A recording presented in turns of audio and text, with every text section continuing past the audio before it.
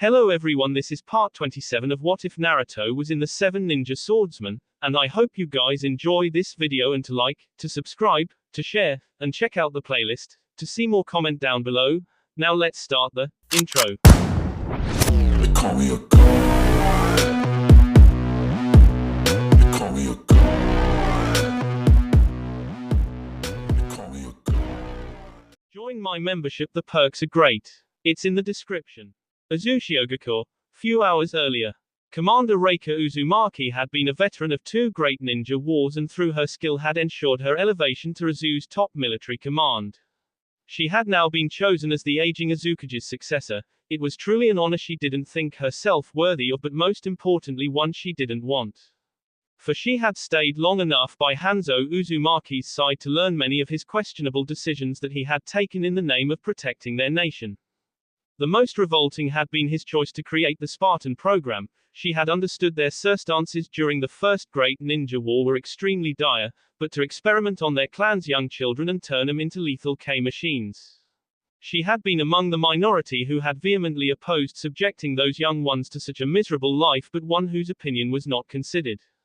An entire generation of their brightest and most powerful children had their innocence stolen away, their be forever altered by brutal experiments, and thrust into the most chilling conflicts which even their clan's adults had no hope of winning.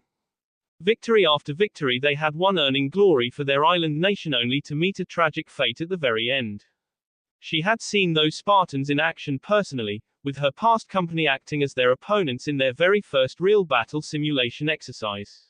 A task which they had beaten her men by a truly admirable margin. Each and every one of those Spartans fought as a unit and had defended each other's backs. The battle strategy of their captain had been efficient, and unlike some of the leaders she knew, including the Azukage, the young boy had always fought alongside his men and led from the front in every battle. It was why she was still unable to accept that he would make decisions for his personal glory that would get his entire company K in the war. She had been present at Minato Namikaze's trial, if it could be called as one. He had confessed to his crimes, but she had seen the look in his eyes. Broken. He had wanted to and most of the Uzumaki had wished for it after hearing his testimony, only for the Azukage to deny that demand. As it turned out, the boy took his own life a few days later, which put an end to any future conflict between the Azukage and those that wanted to see the boy punished for getting their village's most capable and youngest shinobi's K for his personal glory. It had been one of the reasons as to why she had agreed to become the next Kage of their nation, so that she could prevent such tragedies from ever happening again. She blinked in surprise when she saw Daisuke and Ukina, 2 of her veteran Junins, appear outside her apartment's window. The Azukage wishes to see all available Tobekitsu Junins and you, Commander, said Daisuke seriously. All of them? Asked Ukina in surprise, but was already halfway across her room to grab her gear. We don't know the details, but if he is calling all available Junins, then whatever this is, could be serious, Commander, replied Ukina calmly. Reika smiled on seeing the girl's composure and was sure Daisuke was content with the way the newly promoted Junin carried herself. Like them, Ukina had been a veteran of 2 great wars, with one of her most toughest fights being the Battle of Fujima Mountains, where she had fought as a young Chunin under Daisuke's command. The Uzumaki commander paused briefly as she remembered how their unit had been understaffed by their leadership and would have been annihilated had the Spartans not come to their rescue that day. The wars had taken a toll on their island nation, their military strength had dwindled considerably. While they had progressed leaps and bounds in technology and economy, Azu had less than 4,000 shinobi to defend its borders, with only 1/10 of them being veterans of any battles. The rest simply had not survived the constant warfare of the shinobi world. It was why experienced veterans like the 3 of them were extremely precious, and the fact that their leader was summoning most of such warriors currently available within the village and not away on some mission clearly meant he was expecting trouble. Whatever it was, Commander Reika Uzumaki was determined to face in order to protect her nation. She owed it to the Spartans and all her comrades that had in the service of their homeland. Azukage's Tower. Hanzo Uzumaki was a man well into his late 70s and had been serving as his nation's Kage for more than 2 decades now. He had seen the turmoils of the Clan Wars era, the madness during the foundation of the shinobi system, and 2 great ninja wars that followed after. But only now he was close to fulfilling his desire to raise his nation's status, to be considered as a true power of the world, including in the eyes of their ally Konoha, who considered them to be rowdy islanders despite the sheer knowledge and talents of the Uzumaki clan. He would not rest until his people were shown the respect they were owed, and years of his efforts was finally on the verge of paying off. Glancing at the 24 Junin alongside him made him more confident as he addressed them by getting up from his seat. I have a mission for all of you. One that will require all your talents, he stated frankly. What is it, Lord First? Asked Reika calmly. It's a rescue operation. One of our deep cover operatives has managed to seize a high-value asset and is on her way to bring it to our village. Her actions have not gone unnoticed, however, and she has enemy shinobi in pursuit, stated Hanzo without hesitation. What kind of forces and approximate strength? Asked Daisuke quickly. 12 hunters from Kirigakure. The Azuki was not surprised upon seeing the shock on the faces of his veterans, as most of their countrymen had quite a favorable opinion of Kirigakure, made only more stronger after their act of destroying Kumogakure and the Land of Lightning's feudal dynasty, which had been Azu's prime enemies. Why on earth would we pick a fight with a power like that? Asked Commander Reika urgently. It's madness, Lord First. Aren't we trying to end the Second Great Ninja War with Konoha's help? Through them, Kiri is our ally. Such an act will not go unpunished, warned Daisuke worriedly. The 4th Mizukage will not let this go lightly. Which is why you all are summoned to prevent that from happening. Take our operative into custody before their men do, leave the politics to me, ordered Hanzo sternly. He saw quite a few of his shinobi didn't like that order or the course of action that had led him to this point, but none raised further objection when he glared at each and every one of them. What kind of asset is our operative carrying? Asked Commander Reika seriously. Tailed beast chakra. Commander Reika couldn't hide her shock and disgust at what she just had heard. Her comrades looked no different, as each of the veterans knew that their Kage had for years wanted for their nation to have a Biju to secure their future. However, none of the other nations would ever allow him to fulfill that ambition without destroying Azu completely. Despite knowing that, he had still taken such a dangerous decision. Lord First, do you have any idea what this will do? Asked Reika fiercely. We need this power if our nation wants to survive. Konoha is getting extremely close to Kiri, and with peace now being discussed with Iwa, I'm not sure where we stand on their priority list. What if they decide that it's best to annex our small nation and consume all the knowledge and skills of our clansmen? Retorted Hanzo coldly. We have an army to prevent that from happening, said Captain Daisuke angrily. We'll before we ever let anyone take our freedom, promised Ukina with determination, earning nods from the other veterans swiftly. As much as I admire your devotion and respect your skills, I can't let our clan's future hinge on that alone. And most of our shinobi are not veterans like you all. Against trained and vast armies of the 3 great nations we will never stand a chance. The Spartans were our ace in the First Great Ninja War, but during this war we survived because Konoha bore the brunt of the fighting and we acted in support. We need to have our own ace to survive this new world, explained Hanzo honestly.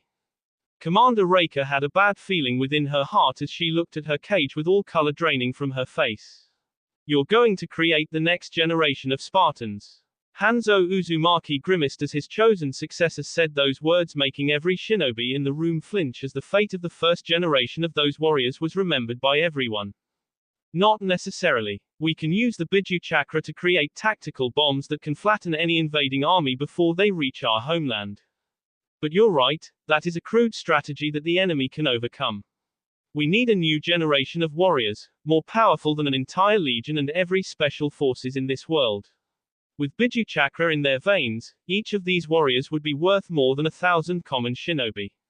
Reika, if you are to succeed me, then you need to be willing to make harsh decisions to safeguard the future of our clan and this village, admonished Hanzo. Before any further argument could continue, the first Azuki his fist on the table, making his men flinch. If we don't rescue our operative, then we would definitely have a war on our hands. What happens next can be decided later. I'll lead this mission personally since you all seem to lack resolve, chastised Hanzo. Lord First, you have your orders, Commander. Commander Reika and the other veterans flinched when the full intent of their Kage rained down upon them. It was more than enough to bring many to their knees and a testament to his power even at this age. She looked at Daisuke and Ukina, who were also opposed to what was happening but knew it was not the right time to start a fight. If their operative was captured by Kirigakure forces, then this treachery would come to light, which would definitely start a war in which they would have no allies, for she doubted Konoha would risk fighting a war against a power like Kiri, certainly not after what Izu had done. She clenched her fists as she realized their cage had already committed them to this course of action, and for the sake of her clansmen, she had to salvage this situation to the best of her ability. Hanzo watched his shinobi followed the command given to them as they exited out of the room. I hope this satisfies you, boy. The Azuki bitterly grimaced when from the shadows of his office emerged a hidden Naruto Namikaze with a satisfied look on his face.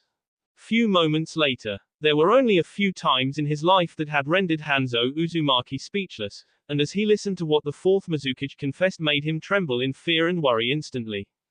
Tremble for the fact that the young man knew what Hanzo had done to Kushina, how he had forcefully ordered her to expose Naruto to Kiri forces should he not follow his motherland's orders, and somehow the crafty Namikaze had been able to break the control the Azuki had gained over the last remaining Spartan comrade of his. And worry for the sanity of the man before him, for no one in their right mind would believe what he was revealing. You are many things but not a liar, Naruto. At least to me, or that's what I like to believe, said Hanzo with a heavy frown. Kushina doesn't know I'm here, nor does anyone else, replied Naruto honestly. Except Madara Uchiha. Hanzo still hesitated even as he whispered that dreaded man's name, to think the bastard was still alive and had been pulling everyone's strings from the shadows. But it also explained quite a lot of mysteries. The Sharingan was one of the rare powers that could have freed Kushina from his control. If Madara had truly been controlling the land of lightning from the shadows in this war, then he had weakened it from within, making it easier for Kiri to crush it completely. The fact that he had managed to convert the Mizuki himself to his cause was already a defeat for Izu and its allies, even for Kirigakure as well as Kumogakure. The bastard played us all, cursed Hanzo, which only made the cage before him smirk. He has been around long enough to know how this world works, replied Naruto simply. And so do you, taunted the Azuki. To an extent. Now that you know everything, what do you say to my deal? Questioned the blonde cage. You ask for a heavy price, boy. Hanzo Uzumaki was surprised when he received a merciless glare from those cold blue eyes and felt a fraction of the power radiating from the Mizuki. It's nothing compared to what you have taken. The Azuki sighed but gave a reluctant nod, for even he could see the cage before him was not going to back down. If I do this, my legacy will be ruined forever, said Hanzo sadly, only to receive an even harsher glare from the former Spartan captain, who got up from his seat and now stood before the aged cage. Your legacy is a stronger Azushiogaku that none shall dare try and invade without thinking 100 times. I'll give you what is necessary to make it happen, even fulfill the mission you set me upon. Alliances may rise or fall, but any nation, no matter how strong, could never ignore a frightening power. The village is all that matters, even in death and after that, said Naruto coldly, as he offered his hand to his counterpart. It is what we owe our S. Hanzo smiled ruefully as he remembered these to be the very exact words he had said to the blonde before him years ago. It made him get up on his feet and look at the young man before him. Do you truly think the path you have chosen shall lead to peace? Bring an end to the countless wars between our race? Questioned Hanzo seriously. It shall. Whatever the outcome, humanity shall be victorious. I'll make sure of that, promised Naruto without a flinch, even when the Azuki glared deeply into his eyes. Do the others know about this? Kushina asked Hanzo gently. Silence was his answer. She'll follow you into hell even if you don't ask. So shall the Spartans if what you say about their revival at the hands of Madara is true, said Hanzo kindly, making the young cage before him to offer a faint smile. I promise to bring them all home, and I'll honor my word. They are the future of this nation, they cannot follow where I am going, he whispered. Hanzo Uzumaki nodded gravely as he shook the younger man's hand with a heavy heart. He was not surprised when the Mizuki summoned a large scroll inside the room, and Hanzo realized it had what he had always wanted for the future of this nation. Tailed beast chakra. Will you be able to bear this burden? Answer me truly, he whispered hesitantly. War is something which I know very well, Lord First, answered the young cage calmly. Yes, that you do. I'll play my art and put on a good show, promised the Azuki. That is our deal. This tailed beast chakra is from the 2 and 8 tails. I doubt the clan will allow you to do human experimentation with it after this. Develop tactical weapons if you truly feel it is necessary to protect our country from other powers. Although if I succeed there will be no need for that, said Naruto seriously. Hanzo nodded heavily before giving one last smile to the blonde before him. I wish you good fortune in your war, Minato. And I'm sorry for doubting your loyalty to our country. A solemn smile was all he received from the young Cage in return. Few hours later, Kamen Island, few miles away from Uzushiyogaku's border. Commander Reika and her men had completely secured the tiny island which was to be the rendezvous point with their secret operative. She saw their Cage openly standing at the beach with a patient gaze. Commander, this could be a trap, warned Captain Daisuke. Possibly. If our operative was captured, she could have spilled our secrets under Kiri's infamous tea and interrogation. If that is the case, we would be facing their navy instead of a few dozen hunters chasing a spy, Reika whispered with a heavy frown. The bait may seem too obvious but it did manage to get the Azukage himself to show up, said Daisuke worriedly. Before she could respond, one of their spotters brought their attention towards the sea where on the far horizon Reika could now see a lone figure running towards their location at rapid speed. More figures followed after them and she readied her men upon the Azukage's signal. Together they unleashed the whirlpool storms across the ocean which stopped the pursuers in their tracks and swallowed them swiftly, allowing the lead figure to close the distance. Reika's eyes widened in disbelief as she got a better look at their operative. Beside her Daisuke alongside nearly all of the veteran warriors watched in shock as they saw a Kunoichi in Spartan uniform now approaching towards them. It can't be, they're supposed to be whispered Daisuke in alarm. Commander Reika glanced at the Azukage and saw the man didn't share their emotions. In fact he looked very displeased but there was no doubt that he knew exactly what was happening. She had to find out just what the hell was going on. Kushina Uzumaki didn't betray a single emotion across her face as she walked towards the man that had made her life a living hell. She was not surprised to find he had brought back up to protect himself and his prized steel which she was supposed to be carrying across a large scroll on her back. She narrowed her eyes when a few of the Junins marched towards the cage led by another female redhead in her late 30s. The woman looked far from pleased and shot off a few rapid questions to the Azukage who silenced the dissenters with a harsh warning before glancing back firmly at Kushina as she neared the bench. Why are you in that uniform, ghost? Asked Hanzo Uzumaki with a heavy frown on his aged face. It is who I am, Lord First, she answered calmly. I didn't see much of a pursuit honestly. Either you were exaggerating or Kiri's hunters are nothing but a joke, said the Azukage suspiciously.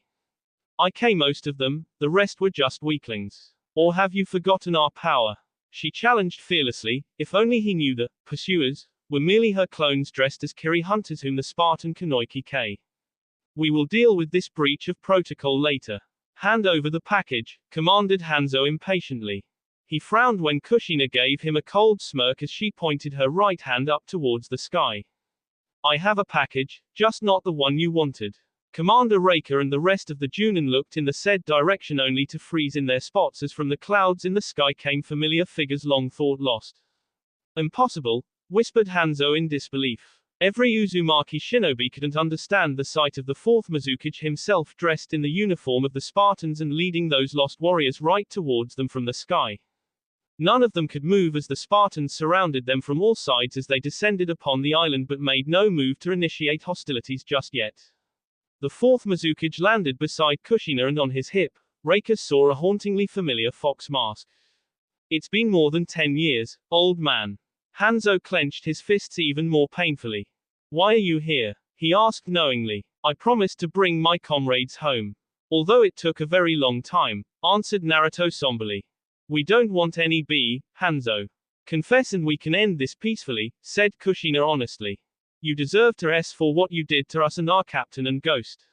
Still for the sake of our clan, confess and walk away with your life without destroying any more lives for your ambition. Warned Nagato coldly, even as he alongside the rest of the Spartans had firmly aimed their weapons at the Azukage and his followers. Hanzo Uzumaki looked at the Spartans surrounding him and even now he could still remember many of the names and faces. Unlike Minato and Kushina who were adults now, the others looked the same age as he remembered. Hayate, Kasumi, Matsuri, Kido, Jiang, all eyes that once had respect for him were filled with nothing but hatred now. You truly are the embodiment of vengeance incarnated, whispered Hanzo with a wry smile, as he looked at the former Spartan captain. It was you who taught me to keep moving forward and destroy my enemies, answered Naruto calmly. And is your own motherland your enemy now, boy? The great conqueror finally here to eat his own people, roared Hanzo furiously. He was relieved when the outburst finally made the Junins around him to raise their own weapons if only to protect themselves and not their cage. Still the manipulating bastard until the very end, cursed Kasumi furiously, and was about to attack the cage when Nagato stopped her. To his surprise, Commander Reika and Captain Daisuke also signaled their own comrades to maintain the uneasy peace. The said woman then marched forward again to stand near the Azukage. What the hell is going on here? Answer me, she asked angrily, foregoing all respect that she usually addressed her leader with. Hanzo. The first Azukage was quite surprised on hearing the Mizukage calling out to him respectfully, and despite the situation, he saw a genuine plea in the blonde's eyes as he pointed at the Spartans around them. Hanzo, both of us are devils and selfish-minded. We deserve to be punished, but not them. They fought long and hard, never wavered until the bitter end. For clan and country they's their future. If you truly want our nation to have a bright tomorrow, then we need to cherish our children instead of turning them into K-machines. Please let me bring them home, urged Naruto sincerely. Hanzo remembered the final battle of these children quite clearly from his interaction with the blonde before him years ago. It was one thing to hear about it, but quite another when he looked at the young faces and truly saw what they must have felt back then. Most would have surrendered, but even when they were betrayed by their Cajun nation, these children had fulfilled their mission and saved their country and its future. If this is to be my reckoning, what is yours? He asked quietly, earning a sad smile from the blonde cage before him. I can never come home. Hanzo's eyes widened as he understood the pain behind those words and realized just what path he had set this boy upon. I'll never get to live in my motherland again, never get to enjoy life alongside my friends and countrymen, never see the future we dreamed of together. I must keep walking through this hell until I get what I deserve. That is my punishment. Commander Reika and the rest of the Uzumaki shinobi watched the Spartans lowering their weapons upon hearing those words. They watched the Mizukage walk forward until he was standing in front of the old Azukage and offered the man his hand. The irony wasn't lost on the Azukage, which made him offer a cold and ruthless smile. And should I resist? Then you shall face the wrath of the monster you created. Lord, first, tell us what you have done that has brought this calamity to our shores, demanded Commander Reika urgently. Hanzo Uzumaki was many things, but in his opinion everything he had done was for the sake of the island nation behind him. Knowing what was in front of him now and the implications for his country and people should he make the wrong choice was truly frightening. Even so, he had to make one. I chose young children with great talent and physique, but more importantly with a keen sense of justice, bravery and loyalty towards their nation. I made them into ruthless shinobi and robbed them of the future they deserved. I threw them into conflicts that terrified even our adults, yet they never complained and achieved victory after victory for us. They became our hope, confessed Hanzo solemnly. Commander Reika and the rest of the Uzumaki veterans remained silent, as it was for the first time they saw their leader like this, while glancing at the Spartan children with guilt evident in his tired gaze. In the end, I sent them on a mission with false promises of reinforcements should they face any grave threat to their lives. Kumogakure had captured Hashirama, and our only ally Konoha was at the brink of surrendering to save their leader. If that had happened, then Azu would have been doomed and left at the mercy of Kumogakure. The Land of Fire didn't have the right shinobi who could go deep behind enemy lines and save Hashirama to prevent such a future, revealed Hanzo. You sent our clan's children on a mission? Asked Commander Reika furiously. The disgust on her face was met with a stoic glance by the Azukage. They were the only ones who could do it. I sent them to their deaths after my former advisors also agreed with the decision. We didn't think success could be achieved given the odds, and yet we were proven wrong, said Hanzo silently. They crushed the Kinkaku's hundreds of Kumogakure forces, dragged Hashirama hundreds of miles towards the safety of his homeland while suffering mounting casualties. In the end, they were surrounded near the border by Kumogakure's Raging Battalion and the Two Tails. Instead of surrendering in the face of overwhelming force, they made a valiant last stand and allowed their captain to get their rescued hostage to safety. They's devoting their hearts for our future. Silence stretched across the small island as that confession sank in across every person. For the Spartans, it was a fulfilling moment as their tragedy and betrayal was fully revealed by the man responsible, whereas for the rest of the Uzumaki adults, it was a painful truth that made their own hearts heavy with guilt for driving the young clan children to such a tragic end. If they yes, then how are they still here now? Asked Captain Daisuke hesitantly. Edo Tensei. It's a forbidden jutsu developed by the second Hokage that brings the S back to the world of living. I allied myself with another person who knows this technique. With their help, I plan to bring my comrades back to life once again so they could see the future that was robbed from them, warned Naruto coldly. Whispers spread across the Uzumaki Junins as the implications behind the revelation were quite dire. You're Captain Fox, the leader of the Spartans. I thought you took your own life, said Ukina Uzumaki sadly, earning a faint but rueful smile from the blonde. In a way I did. Minato Namikaze the boy I once was did K himself. And that is another unforgivable crime of yours, Hanzo, said Kushina icily, earning a nod from the aged Kage. In order to hide my own decisions as well as save our allies' honor in return for steep reparations, I alongside the High Council coerced Minato to take the blame for this tragedy in return for promising to look after the families of the Spartans who still had loved ones in the village and honoring their S. I made him a spy, asked him to infiltrate Kirigakure to serve our interests thereby forging an alliance with them. I turned him into a disgraced shinobi and ordered him to leave his motherland, tarnishing his memory forever. The Azukage looked at the hand being offered by the very same man and then looked into his eyes even as his supporters turned their weapons towards him instead of the Spartans led by the Azukage. With a resigned smile, the aged Kage shook the offered hand and felt a great burden being relieved from his shoulders. You play the bad guy next, whispered Hanzo calmly. Naruto's eyes widened in shock for a moment before understanding dawned upon him as he saw the Spartans, the Uzumaki, his motherland. Remembered his wife and children back in Kiri, his family in Konoha and all the people that looked up to him. The Kinkaku, Kumogakure, Land of Lightning and the Azukage, they were all defeated. But the greatest enemy of all was coming and all of his people, all of humanity was not ready.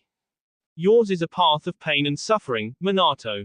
But you have a strength which no one else has. The fate of your country, your comrades, your family and all those who follow you depends on how you led them. Keep moving forward and I pray you make better decisions than I did, said Hanzo sincerely. I will, promised the fourth Mizukage. Hanzo nodded solemnly as the Junins led by Commander Reika arrived beside him and took him into custody. As the disgraced Kage was led away, Reika stayed back and looked at the fourth Mizukage who she was still not able to believe was her countryman in reality. I don't know what to say or what to call you even, she whispered hesitantly. Are you his chosen successor? Asked Naruto curiously. I am. Although I never wanted to be one, certainly don't after what happened, she confessed with a mirthless chuckle. Konoha is an ailing power and one that will always look after its own interests, warned Naruto. What happens after you are gone or your true identity gets exposed? That's what worries me. If history is to be accepted, our nation's strategic location and our clan's intelligence and resourcefulness will always be a threat to other great nations. However, we will never have the strength necessary to thwart those powers should they turn hostile, said Reika worriedly. Not with the Spartans or whatever secret power that Hanzo must have kept hidden. If worse comes to pass and I am truly exposed, then you must denounce me. Call me a rogue out for vengeance, expose my hand in this coup. Anything to protect Izu, said Naruto seriously, much to Reika's dismay. After everything you have done for us, after what the Azukage forced you to do, we won't abandon you. Izu shall stand behind you. Promised Reika fiercely, only for the Kage to sigh in frustration. Don't be naive, Commander. I won't let everything I have fought for get destroyed just to save my life. You will do what is best to protect our beloved nation. That is your role as the second Azukage, explained Naruto seriously, earning a hesitant nod from the older woman. I don't know about that honestly. I'll need to consult others in the clan. Things will be run much more democratically from now onwards if we are to avoid the mistakes Lord First made. After our people learn of what happened here, I doubt they would be in favor of anointing a candidate chosen by Hanzo as their next leader. I can already see a succession crisis, said Reika frustratedly. I will not interfere with that decision, however if you are looking for a leader then Kushina will be a good choice. She is strong and has devoted her entire life for our nation's future. More importantly, she is not a war hawk and knows what's best for our clan, said Naruto, as he gestured towards the said Spartan operative. Reika looked at the said woman and could see some merit to that suggestion. Still, it was a decision for their clan to make, and not her. Lord First, what did he say to you at the very end? She asked hesitantly, earning a sad smile from the Mizukage. The very reason you must keep the Junins present here from ever revealing my true identity or of my presence here to our people. Honor the memory of the boy I once was if you wish, gods know I don't deserve it after what I have done. In the near future, you may need to wash your hands off me completely. All I ask is that you welcome my comrades back as heroes of our nation and look after them.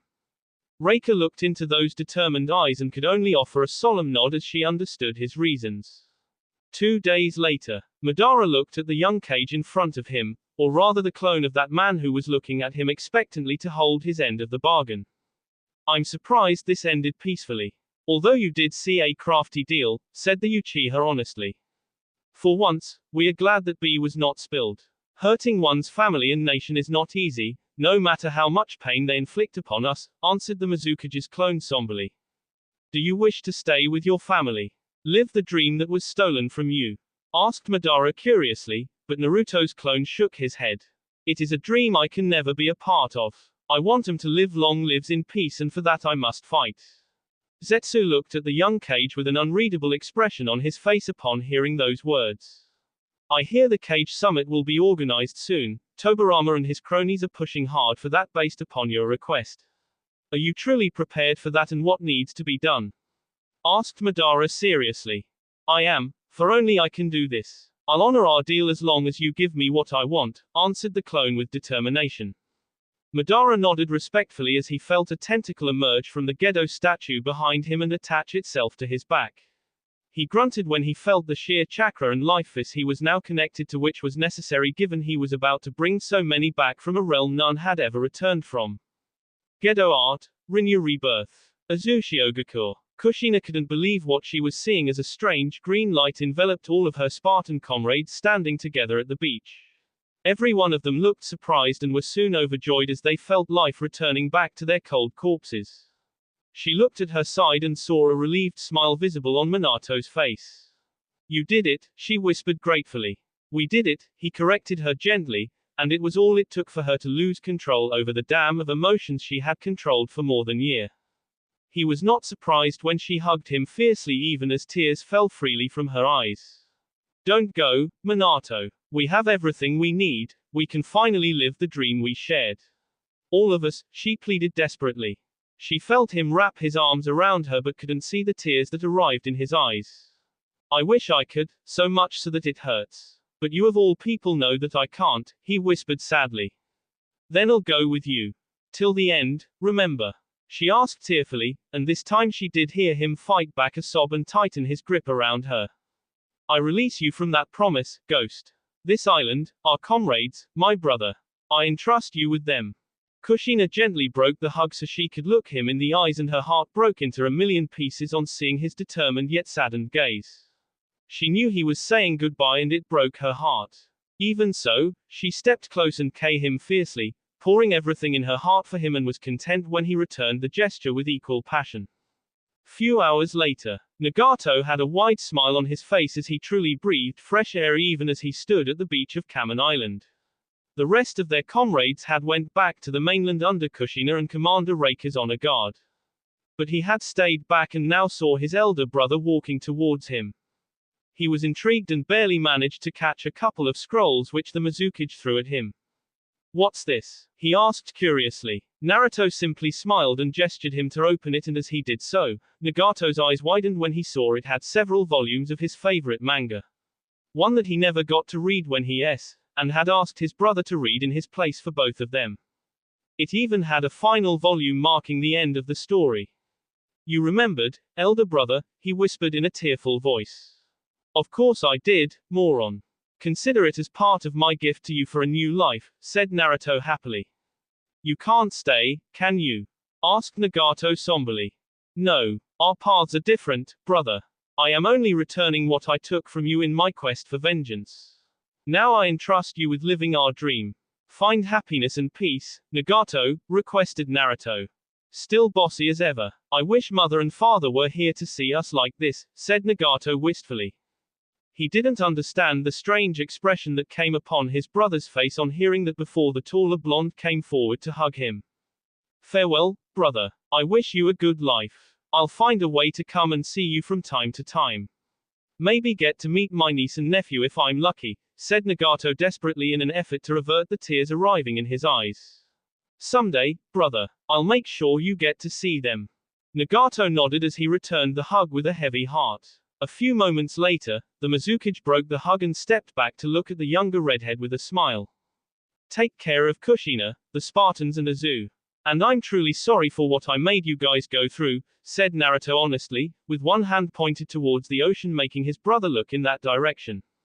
Nagato was about to reply but froze when he saw two familiar figures approaching towards their island nation. He couldn't hold back his tears at the sight of Yahiko Uzumaki and Inoue Namikaze, his parents now alive and breathing, a wish he never thought would be fulfilled.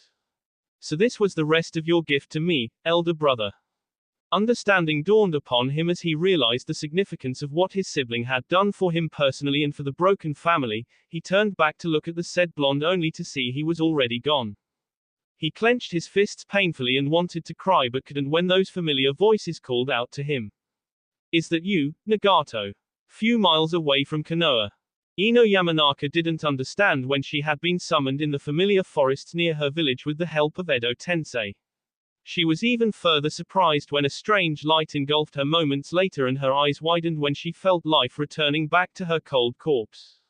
It didn't take her long to understand what was happening and she couldn't help but look at the Mizukage who appeared before her in a dark flash with disbelief, happiness and sadness at the same time. Why go so far, my love? She asked gently, as he shook his head defiantly. You made your choice. This is mine, answered Naruto. He was surprised when she walked forward and embraced him within her arms. He felt her laughing and sobbing at the same time, felt her warmth and heartbeat which made all the suffering he had endured for this moment worth it. A part of him felt guilty as well for he loved this woman more than anyone else. Kushina still saw the boy she had grown up with when she looked at him, a boy that had years ago. Their future which could never be achieved with the path he was walking. For Mei, it was worse. She didn't know his true self. She was the fourth Mizukage's wife and successor, the mother of his children. For her he was the great conqueror, a fine Kage, a war hero and maybe a decent father to their children. But no one knew and understood the real Naruto Namikaze, the man he truly was, except for the woman in his arms. He felt her requesting permission to see his memories, to understand what had happened since they last met, one which he granted her without hesitation for he was so tired of bearing it all on his own. Ino was truly amazed to learn that it had been longer than a year since they had last seen each other and all that had happened. She was pleased to know that he had at least honored some of her wishes, and worried over the arrival of the first Otsuchukis. They were both sitting next to each other holding hands and watching the night sky full of stars above them. I'm going to reveal about the Otsuchuki at the Kage Summit, in a way the other Kage understand what we face in the near future, he confessed. And if they refuse to believe? She asked pointedly. Then I'm the bad guy, one who must destroy this messed up shinobi system. Madara still believes I'm being naive and foolish in choosing the peaceful approach, trying to reason with short-sighted men. But I must try, said Naruto earnestly. If you truly become the devil they think you are, would that truly be a victory for humanity? She asked sadly, even as she squeezed his hand affectionately trying to impart what little strength she could. Her eyes widened in surprise when he looked back at her and the answer she sought was there for her to see. There was a time when I fought out of loyalty, followed by one out of guilt, and vengeance thereafter. Do you understand what I am fighting for now? He whispered, earning a solemn nod from Ino. Your children, everyone you love or care for including those that don't know the real you but still follow, replied Ino with compassion in her softened gaze, earning a firm nod from the fourth Mizukage. They must be set free from the cycle of violence, horrors and hatred that has plagued us till this day. No matter the cost, declared Naruto resolutely. It won't come to that. I believe that us mankind are like a pack. We may stray from each other but when faced against a common enemy, we always unite, encouraged Ino. He didn't respond to that and instead kissed her gently before getting back on his feet. You should return to Konoha if you wish, although it will raise its own hell once Tobirama and the others discover it, he warned. I don't want to cause trouble for anyone. To be honest, I fulfilled my oath as a shinobi, even gave my life in the service of my nation. Now that I have received this gift of a new life, I don't want to waste it, said Ino seriously. What are you proposing? He asked curiously, as he turned to face her. I don't know yet. I need time to decide my own path, Ino answered nervously, only to have him place his hands comfortingly upon her shoulders and offer a warm smile.